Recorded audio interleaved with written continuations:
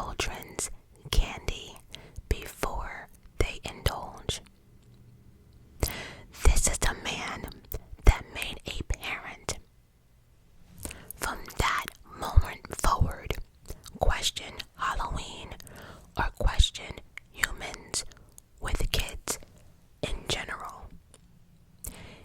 He is also labeled as the Candyman. This is the story of Timothy O'Brien. Let me tell you, this story has been told a billion times, and I have actually told this story too, but this year I decided to go into dead. Like, I've briefly mentioned it, but we really are going to, because this story always sticks out for me around Halloween.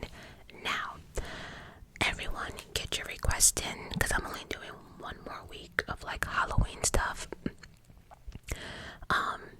Next on the list though, just to let you know, I am doing I think you pronounce it, the Getty Cabin Murders. Somebody mentioned that, and they had a couple of choices, and I was going through one by one of them, and for some reason, this Getty Cabin Murder got a hold on me. Unless I get any other requests, I do plan on doing Nikki Hutchings on my Patreon, and I think that will close out Halloween on Patreon. But so yeah, so if anyone wants any other stories, I did hear some more scary conspiracy theories, urban legends, or whatever, but I think a lot of you are really into the true crime, so let me know down below what we want to do one more week, guys, so I can probably squeeze in like 3 more videos before Halloween is up. So let me know down below. But let's get into Timothy O'Brien. So on October 31st, 1974, Halloween night, all children are happy and excited and cannot wait to get into those costumes and go trick-or-treating. But in Deer Park, Texas, things would never be the same again. Honestly, Halloween would never be the same again. Ronald Clark O'Brien. Ronald Clark O'Brien was out watching his children. 8-year-old son Timothy, who dressed as a character from the movie Planet of the Apes, and his 5-year-old daughter Elizabeth. Joining them was their neighbor, Jim Bates, and his 2 children, Mark and Kimber Bates. That Halloween night, Ronald decided to take his children around Jim's neighborhood, as Jim lived in a, let's just say, nicer area, and believed that trick-or-treating would be better since it was well off, a richer area. Call it what you want, but yeah, figuring the kids would get more candy. He felt going from house to house in the suburbs neighborhood, they would get more candy. And on top of that, he felt as if, you know what, if we go to the rich neighborhood, we don't have to be out late, because you know these kids, this area, they give out the better candy, you know. And let's be honest, when we all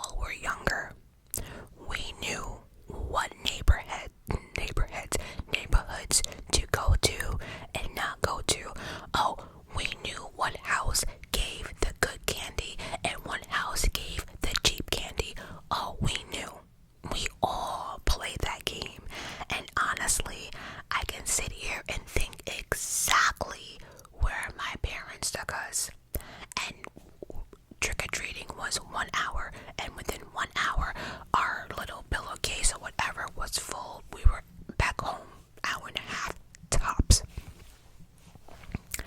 So, but anyways, okay, so once they were out, they approached a home which had all its lights off. Now, again, we were all children. We know there's always that one house that has the blinds closed, the lights turned off, the porch light off. That's a universal for don't knock on my door. I don't want to see no goddamn kids in costumes. Don't bother me. Or I have to wake up in the morning. Or I got a paper to do. Or damn it, I just don't care about Halloween. Period. You just don't go to those houses. So they ended up approaching this home that had their lights off. After knocking on the door a few times with no reply, the kids and Jim grew impatient, so they ran off to the next house. So Jim, the friend, and the other kids ran off, leaving Ronald behind. He decided, a grown-ass man at that, decided to stand behind Jim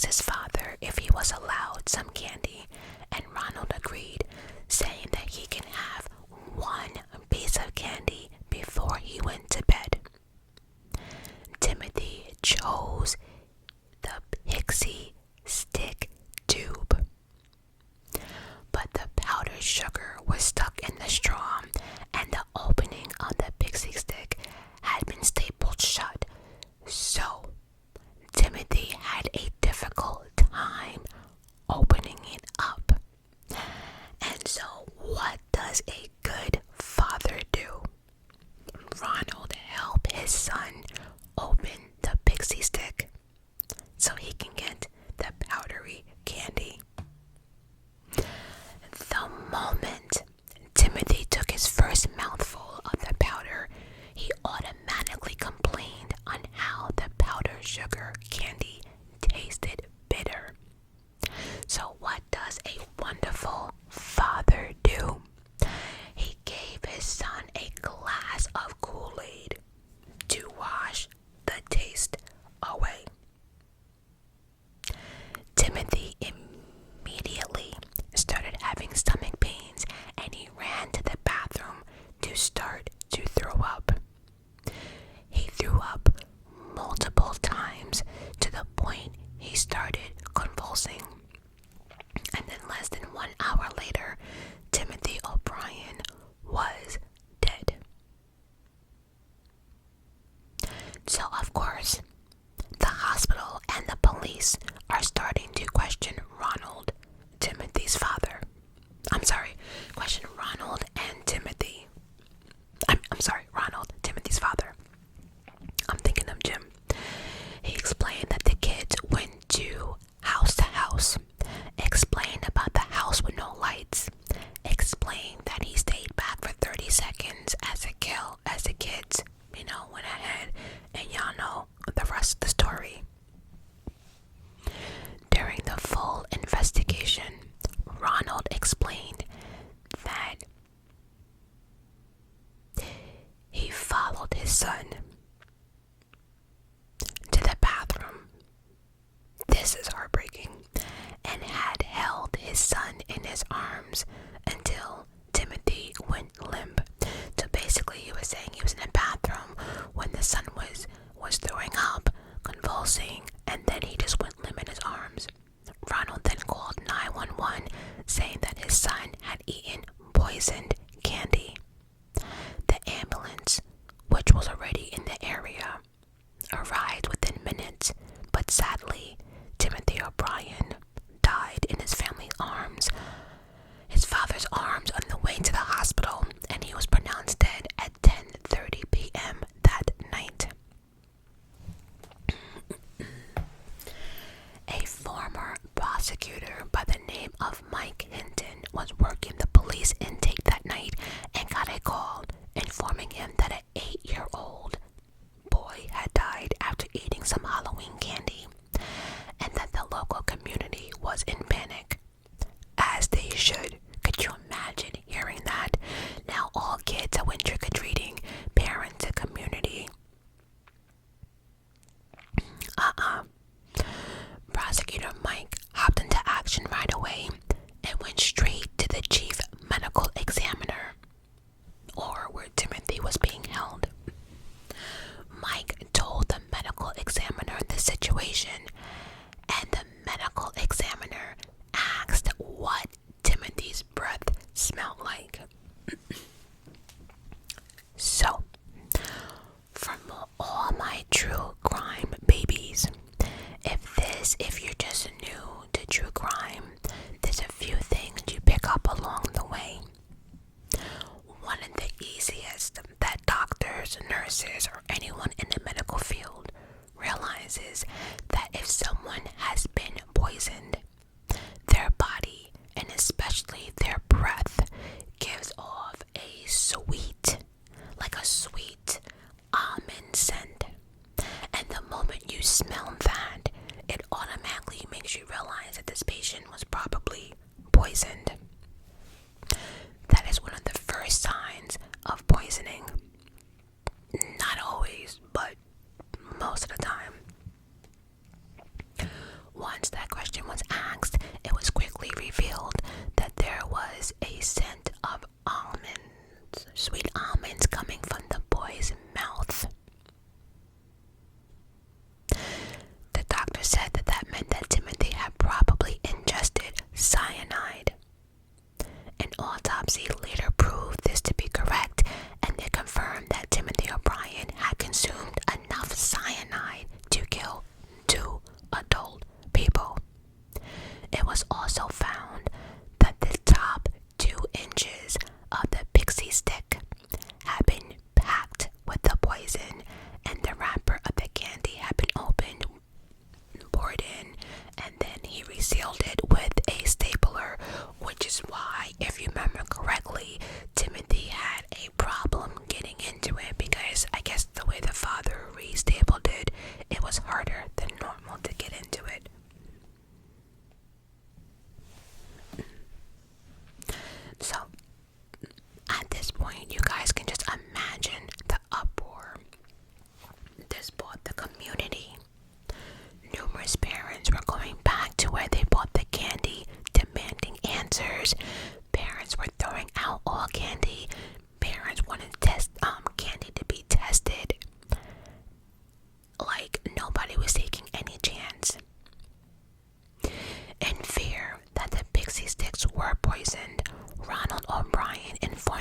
police that he had handed out a total of 5 pixie sticks that night.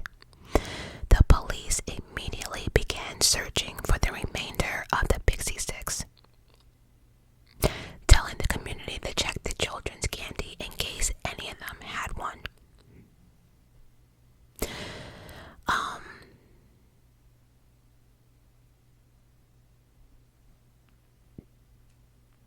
I just want to say that overall they were able to retrieve all the other pixie sticks, and the last one, that guy, the boy Whitney Parker from the church, actually, he was about to eat the pixie stick, right?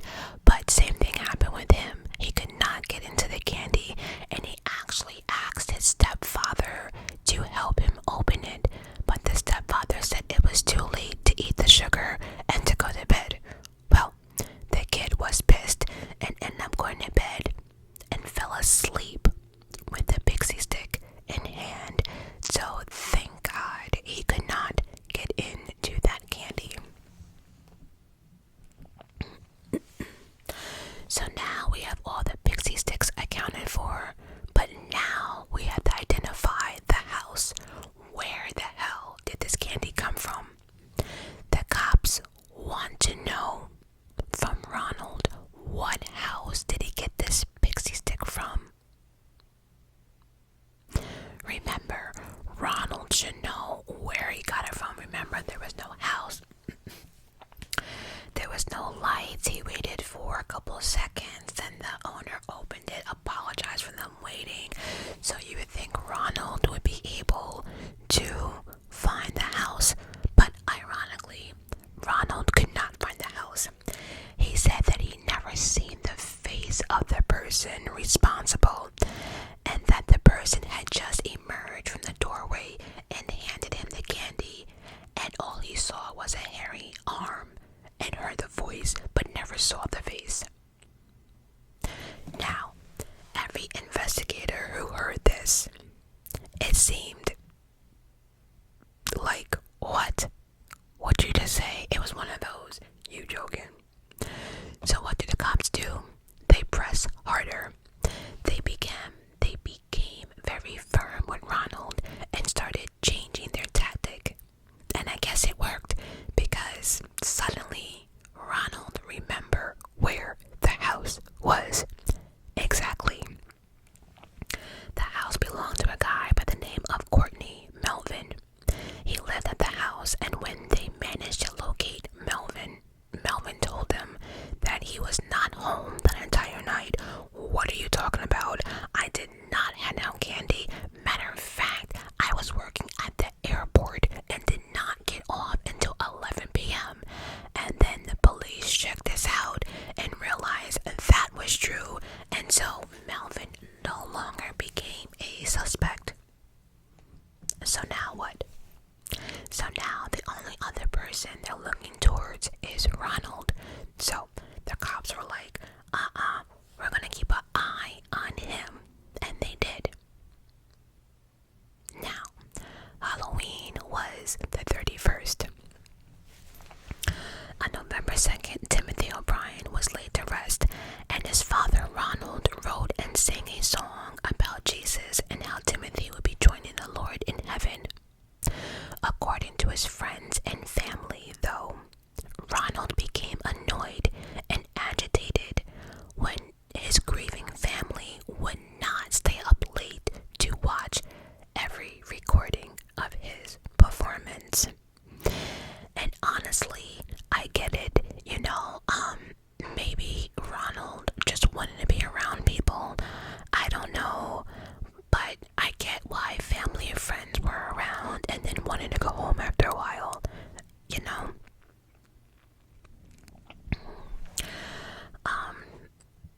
all of it is just sad. A few days after Timothy was laid to rest, an insurance agent called the police to report that, unknown to his wife, Ronald O'Brien had taken out life insurance policies on his 2 children, Elizabeth and Timothy, shortly before Halloween.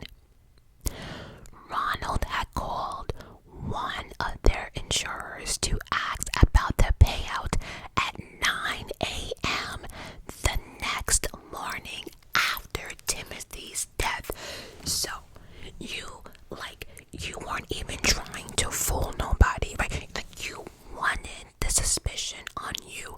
How dumb of you to call the insurance company the next day. Your son wasn't even in the ground yet, and you're calling the insurance company the next day. Like, you weren't even gonna try to wait a month or two, at least try to throw people off. Nope, he did not.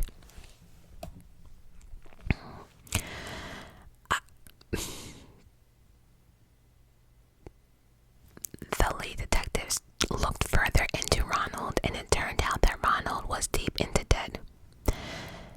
And when I say deep, I mean deep. He owed over $100,000, which in today's money is a lot of money. But could you imagine back in 1974? Turns out, even back in 1974, people cannot keep their mouth shut. People just can't shut the fuck up. People just can't shut the fuck up. People just want to talk and brag. And Ronald was no different.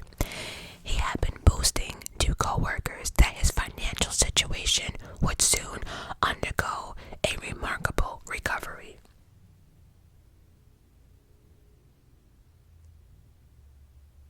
It also turned out that Ronald had also quizzed one of his customers, a chemist, about poison, and he seemed particularly curious about cyanide.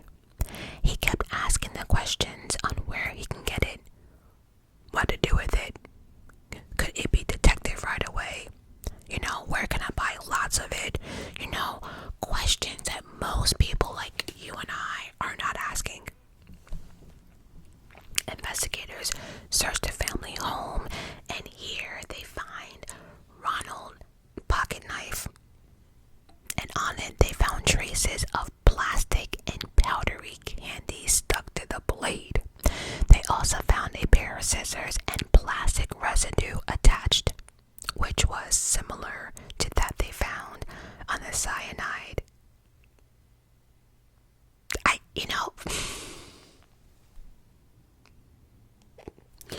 And so, not only were you talking, you were dumb enough to keep evidence. I can't. After all the evidence, Ronald O'Brien was arrested and taken in for questioning. And that happened on November 5th, which was just 3 days after his son's funeral.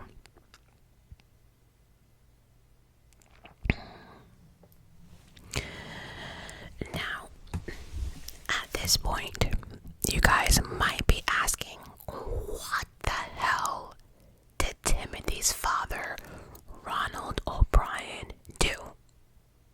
Well, he was a doctor.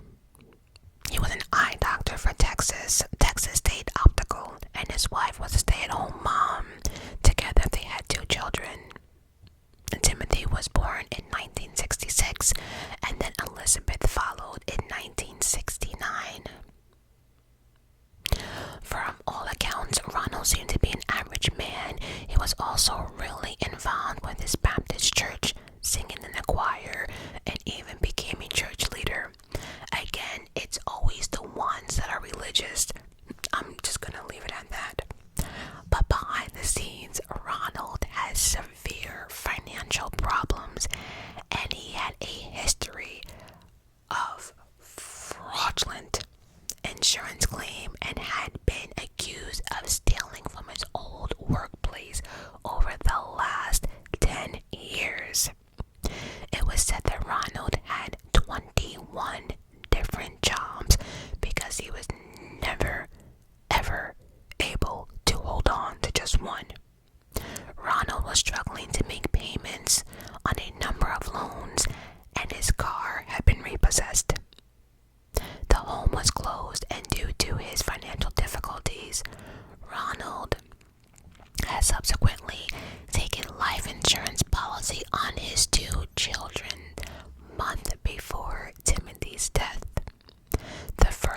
was in January of that year, took out $10,000 life insurance policy on each of his children. Then he took out another $20,000 on each of them. Listen, and all until it was done, he had a total of $60,000 of life insurance on his two children. And if you think about it, he was planning on killing both his kids. So the plan was, if you could not figure it out, it was to poison his kids, distribute candy to make it seem as if it might have been a store's fault, a manufacturer's fault, or maybe there was just a serial killer on the loose killing kids, right?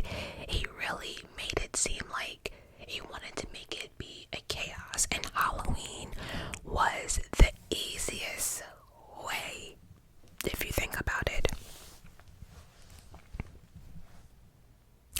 It's sad you were really out here willing to kill both your kids, your friends' children, and that one kid from church.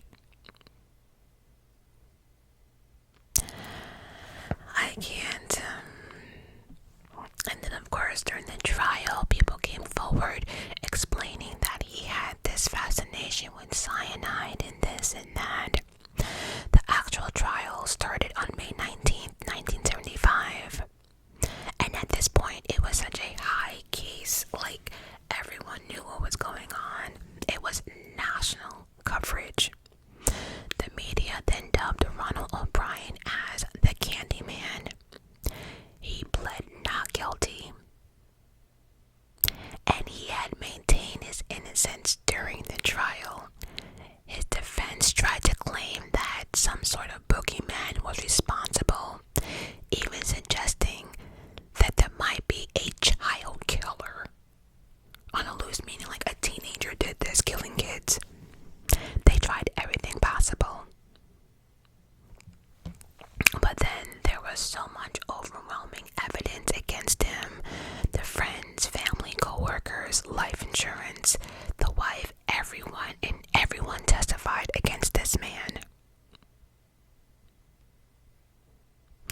I also want to point out that Ronald had even taken classes at the community college and had asked his teacher how much poison it would take to kill, certain type of animals. He even tried to unsuccessfully obtain cyanide where he worked. Just a hot mess. On June 3rd, 1975, Ronald O'Brien was found guilty of his son's death and 4 counts of attempted murder. It took them just 46 minutes for the jury to return a guilty verdict. 71 minutes later, it was said that Ronald O'Brien would be executed by electrical chair. Not long after his conviction, his wife divorced him. While on death row, it was said that Ronald was despised by fellow inmates and they condemned him for killing his own child. Ronald was scheduled to be executed on August 8th, 1980, but that date ended up being rescheduled for May 25th, 1982, but then it got moved again to October 31st, 1982, which would have been the 8th anniversary of Timothy's death. However, the Supreme Court got involved in order to give Ronald a chance to appeal his sentence and try to get a new trial. By this point, the U.S. Supreme Court had ruled that the electric chair was a cruel and unusual punishment. What about the cruel? It was a cruel punishment, so his life would be ended with lethal injection. But despite all of that, it was finally set on March 31st, 1984. He was scheduled to be executed. On the 31st, just after midnight, Ronald was executed by lethal injection, but before his execution, he continued to insist that he was innocent and that he asked God for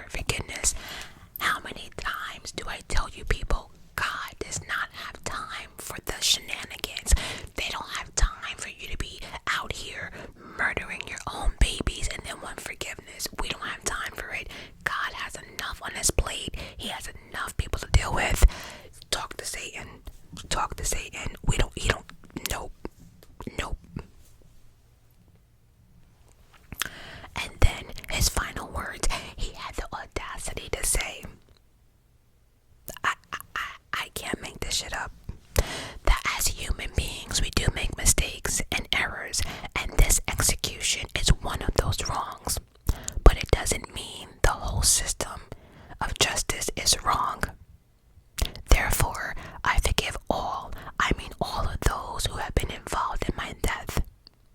If any of my 39 years I have offended anyone, I hope they forgive me as I forgive them. And then he goes on with some more God stuff, another God speech. Listen, I'm not knocking God. I just don't need to hear it from him. Don't need to. If you want to read the rest of it, Google it. All in all, it's like, what about forgiveness? Let me wrap this up. Anyway, when executed, there was a crowd of 300 people outside, and one person ended up shouting, "Trick or treat, bitch." I like that, throwing candy just as the execution happened later that night. Bars and pubs in the area were said to host parties because it was kind of like a celebration, the renew of like the spirit of Halloween. The wife remarried and her new husband ended up adopting Elizabeth. Elizabeth and that kid Whitney and other children feared Halloween and the actions of the Candyman, aka Ronald Clark O'Brien. You make sure you and your kitties are safe this Halloween, and give all your kitties a big hug for me. I love you guys for watching.